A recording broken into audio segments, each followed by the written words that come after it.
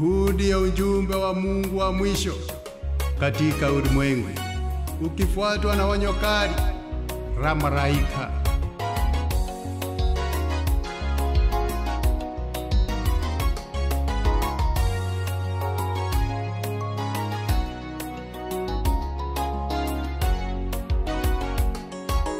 Kisha nikaona malaika mwingine akiruka katikati ya mbingu, mwenye Injili ya milele, awahubiri hao wakao juu ya nchi, kila taifa na kabila na lugha na jamaa.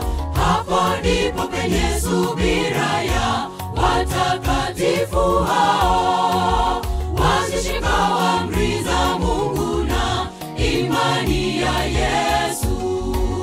Hapo ndipo penye subira ya watakatifu hao, wazishika amri za Mungu na imani ya Yesu.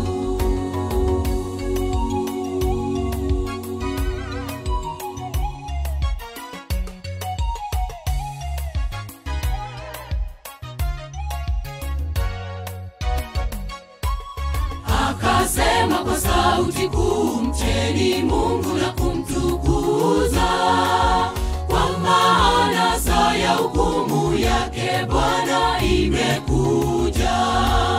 Msujudieni yeye aliyezifanya mbingu na nchi na bahari na chemichemi za maji. Hapo ndipo penye subira ya watakatifu hao, wazishika amri za Mungu na imani ya Yesu.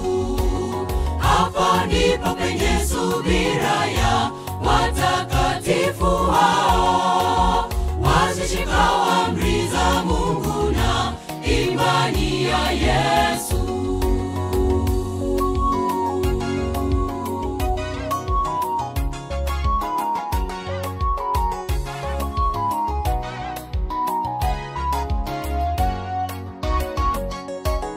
Kisha malaika wa pili akafuata akisema, umeanguka, umeanguka Babeli, ule mji mkubwa, maana ndio ulioonyesha mataifa yote mvinyo wa ghadhabu ya uasherati wake.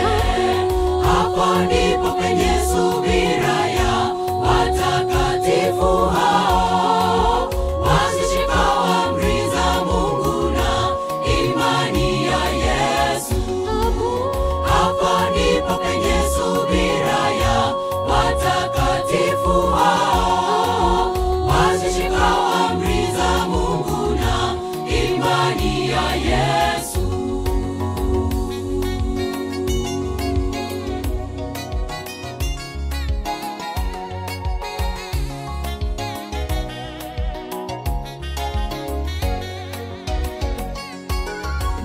Malaika watatu akafuata akisema, awe yote akimsujudu huyo mnyama na sanamu yake, na kupokea chapa katika kipaji cha uso au kwa mkono, atakunywa katika mvinyo wa ghadhabu yake Mungu. Hapo ndipo penye subira ya watakatifu hao, wazishika amri za Mungu na imani ya Yesu. Hapo ndipo penye subira